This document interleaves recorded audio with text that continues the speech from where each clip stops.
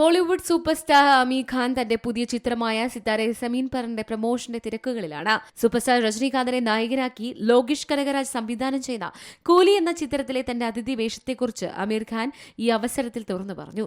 Super സ്റ്റാറിന്റെ വലിയ ആരാധകനായതിനാൽ തിരക്കഥ പോലും വായിക്കാതെയാണ് ആ വേഷം ചെയ്യാൻ സമ്മതിച്ചതെന്ന് അദ്ദേഹം പറയുന്നു. ഞാൻ ശരിക്കും ആസ്വദിച്ചു. ഞാൻ രജനീകാന്തിന്റെ ആരാധകനാണ്, കടുത്ത ആരാധകൻ. ഒരുപാട് സ്നേഹവും ആരാധനയുമുണ്ട്. ലോകേഷ് കനകരാജ് കൂലിയിൽ അതിഥി കഥാപാത്രമാകാൻ ആവശ്യപ്പെട്ടപ്പോൾ ഞാൻ ചെയ്യാമെന്ന് പറഞ്ഞു.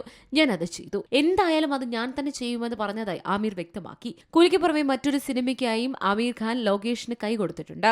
കൈദി 2 എന്ന സിനിമയുടെ വർക്കുകൾ തീരുന്നതിന് പിന്നാലെ അടുത്ത വർഷം ഓഗസ്റ്റ് സെപ്റ്റംബർ മാസങ്ങളിലായി ഈ സിനിമയുടെ ചിത്രീകരണം ആരംഭിക്കുമെന്ന് ആമീർ കഴിഞ്ഞ ദിവസം അറിയിച്ചിരുന്നു.